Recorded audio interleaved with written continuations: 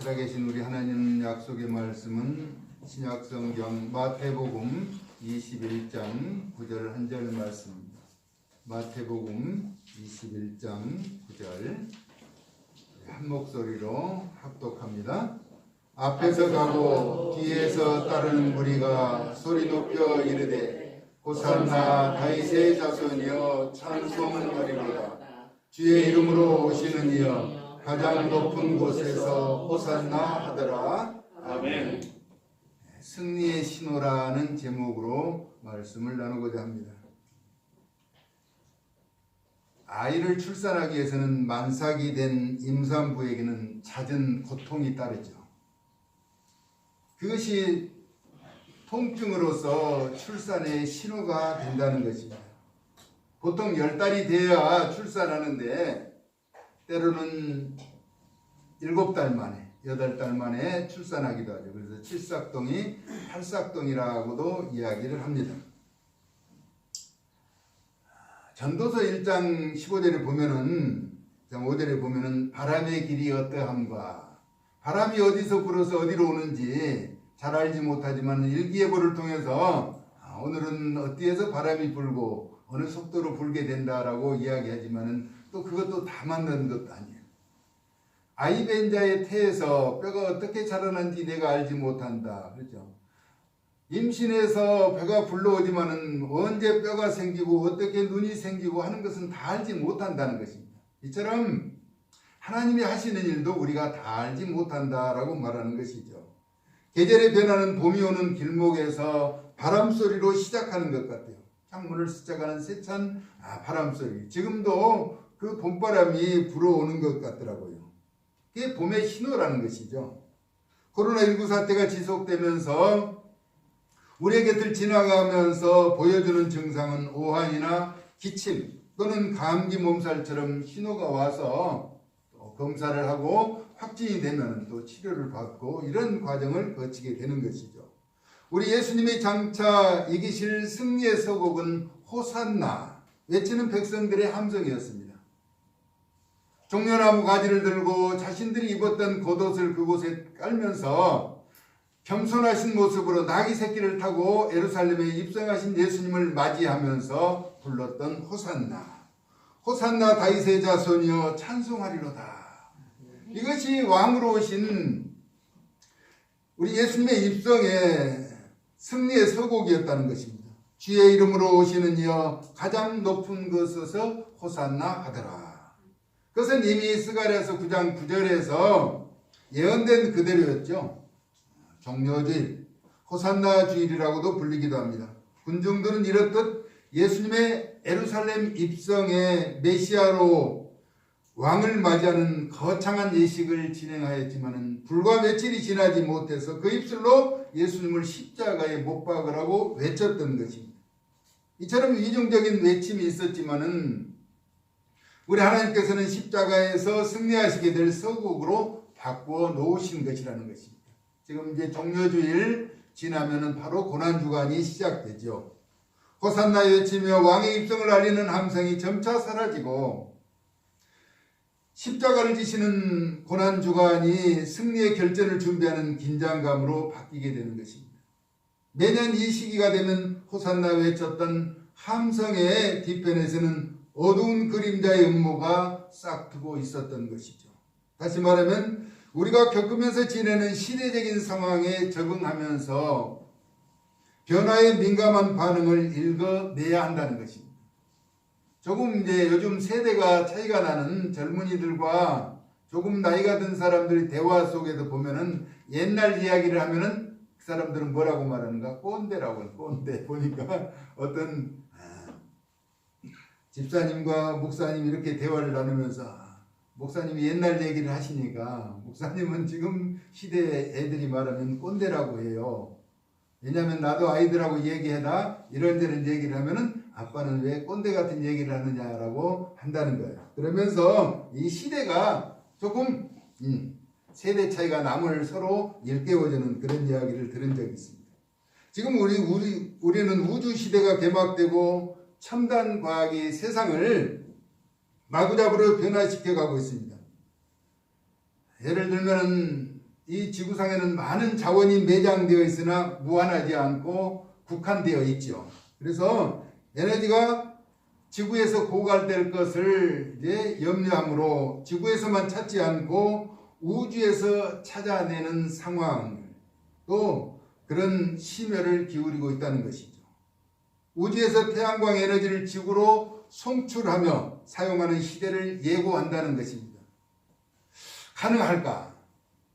저는 오래전부터 그런 생각을 했는데 우리의 통장에 잔고가 있으면 언제든지 상대방에게 송금해서 그쪽에서 찾았을 수 있듯이 지금 이제 송유관을 거치지 않고 자동차도 주유소에서 주유를 할 수 있는 것은 이미 그 주유소에 유류를 저장해 두었기 때문에 가능한 것처럼 지금 우주에서 전기가 와서 사용할 시대가 멀지 않았다라고 생각하고 있는 것이죠.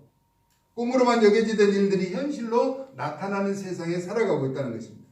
전선이 없어도 무선으로 조정한 것이 얼마나 많은 것인가. 우리가 핸드폰을 가지고 다니면서도 보고 텔레비전, 전에는 손으로 가서 리모컨을 돌려야 하는데 지금은 말로 해도 텔레비전이 켜지고 리모컨으로 움직여서 채널을 돌리기도 하는 시대라고 하는 것이죠.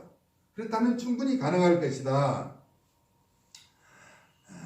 저는 그래서 한전에 근무하는, 한전에 이게 예배를 인도하는 목사님에게 한전에 전문가들이 있으니까 그런 얘기를 한번 해봐라. 언젠가는 가능할 것인가 개발을 해보도록 하라고 오래전부터 얘기를 해왔어요. 근데 최근에 어떤 책을 읽다 보니까 지금 우주에서 전기를 가져와 쓰는 시대가 얼마 남지 않았다라고 이야기한다는 겁니다. 우리가 달나라 가는 것, 꿈의 여행지로 여겼던 것이 지금 현실로 되어가는 변곡점에 서 있다라고 하는 것입니다.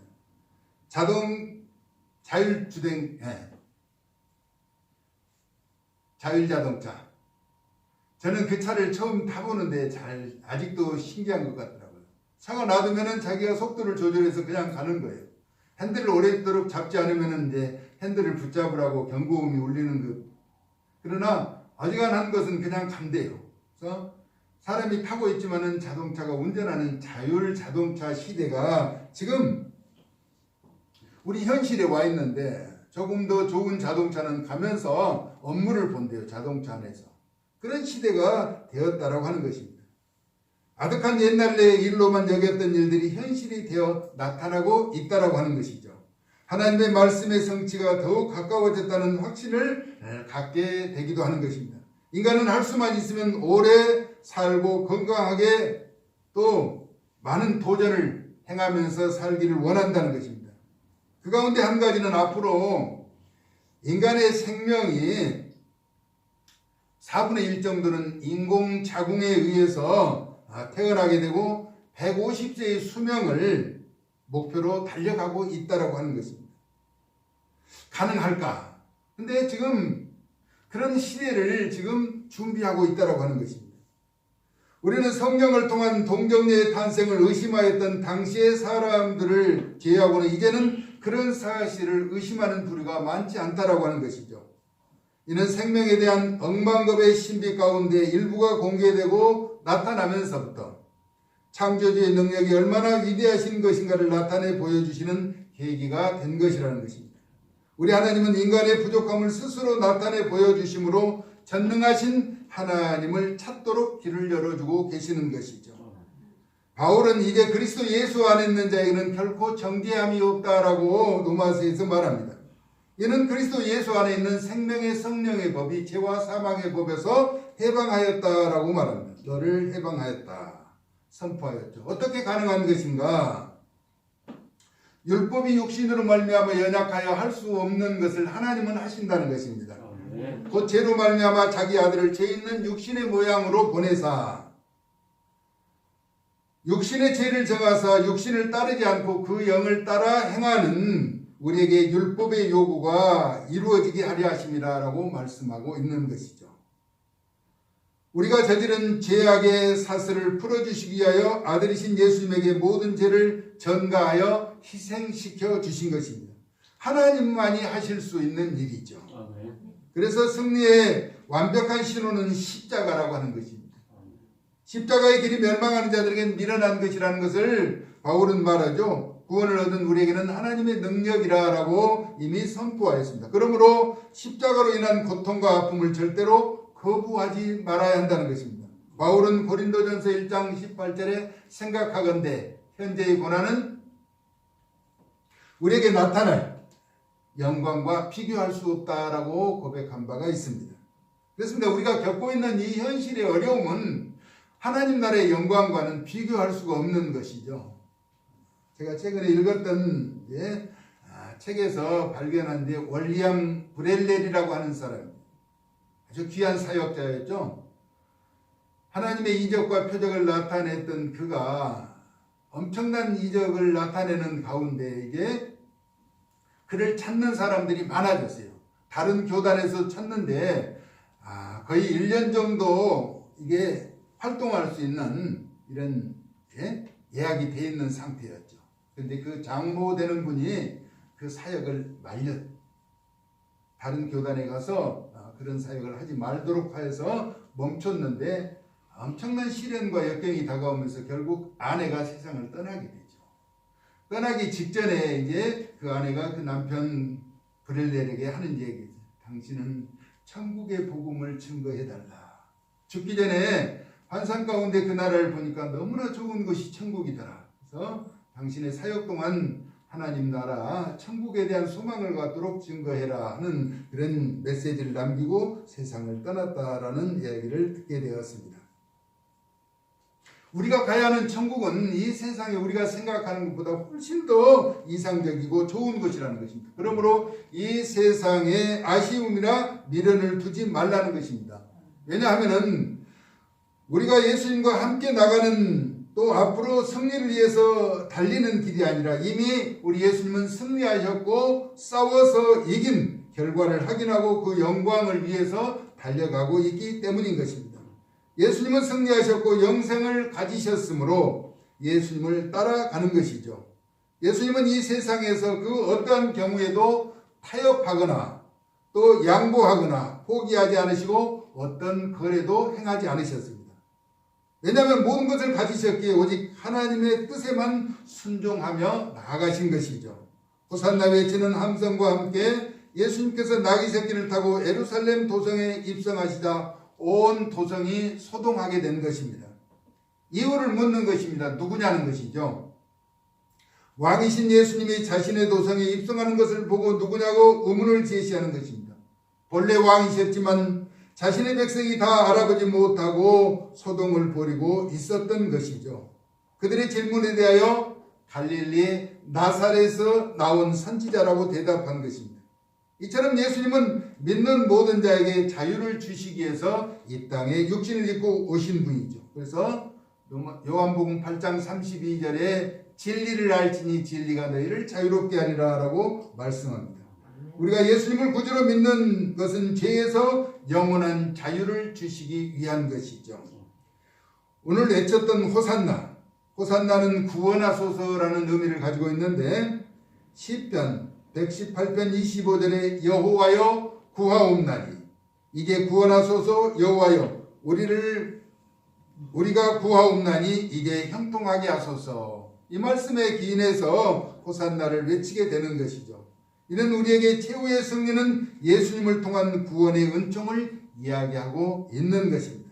그래서 승리의 신호는 요한계시록 7장 9절에서 10절에 보면 큰 무리가 흰옷을 입고 손에 종려나무 가지를 들고 보좌와 어린 양 앞에 나와 구원하심이 하나님 앞과 어린 양께 있다고 외친 것입니다. 이미 울려진 승리의 신호를 따라서 힘차게 앞으로만 나아갈 수 있기를 예수님의 거룩하신 이름으로 축복합니다. 아멘. 우리는 예수님을 통해서 이미 승리를 하고 그 외치신 승리의 깃발 아래에서 모여서 믿음의 길을 걸어가게 되는 것입니다. 그러는 가운데 우리가 원하지 않는 여러 가지 시련과 어려움을 겪을 수는 있는 것이죠. 그럼에도 불구하고 우리는 이미 이긴 싸움을 또 이긴 승리의 깃발 아래에서 약속의 말씀을 붙잡고 나아가게 되는 것입니다. 한마디만 이제 더 하고 마무리를 하려고 그래요. 조금 전에 이야기했던 월리엄 브렐렐이라고 하는 사람이 하나님의 사역을 감당할 때 자신이 기도하면 병이 나고 여러 가지 이적이 나타나는데 이게 다 하나님의 뜻인가를 이제 알지 못해서 질문하는 가운데 천사가 대답을 해주는 그런 내용이 있어요. 하늘에서는 세상의 사람들이 말하는 소리보다 생각의 소리가 더 크게 들린다라고 이야기하는 것이었어요. 여러분, 그게 가능할까요? 우리가 생각하는 것을 하나님은 다 알고 계신다는 것이죠. 듣고 계신다는 것입니다. 히브리서 4장 12절에 하나님의 말씀은 살았고 운동력이 있어 좌우의 날선 어떤 검보다도 예리하여 혼과 영과 및 생각과 뜻을 판단하신다라고 말씀합니다. 우리가 생각하는 것도 다 듣고 보고 알고 계신다는 것이죠. 성령은 하나님의 깊은 것까지라도 통달하신다고 바울은 우리에게 고린도전서에서 말씀한 바가 있습니다. 그렇습니다. 우리는 마음의 입술의 고백도 중요하지만 마음에 생각하는 것도 늘 주님을 신뢰하면서 허탄한 생각에 빠지지 않고 주님 바라보면서 믿음의 복된 길을 걷고 평화의 왕으로 오신 예수님을 찬양하면서 종려주의를 보내고 고난주간을 맞은 다음에 부활의 주님과 함께 기뻐하는 승리의 삶을 살아갈 수 있기를 예수님의 거룩하신 이름으로 축복합니다. 아멘. 살아계신 하나님, 호산나 외치며 예루살렘 입성할 때 왕으로 오신 예수님을 찬양했던 그들은 며칠 지나지 않아서 십자가에 못 박으라고 외치는 그들의 함성에 우리 하나님은 십자가에 예수님을 내어주시고 십자가에서 승리케 하셔서 우리에게 구원의 은총을 베푸신 주님을 찬양하며 종려주의를 맞습니다. 하나님, 우리의 허탄한 생각을 버리게 하시고 오직 주님 한 분 바라보며 믿음의 복된 길을 걸어서 영원한 영광의 도성에 이르는 주의 거룩한 삶을 살아갈 수 있도록 은혜에 더하여 주시옵소서. 아멘. 갖가지 방법으로 세상이 미혹하며 우리를 유혹할지라도 흔들리지 않고 주의 약속의 말씀에 굳게 서서 승리케 하여 주시기를 원하옵고 예수님의 거룩하신 이름으로 축복하며 기도 올리옵나이다. 아멘.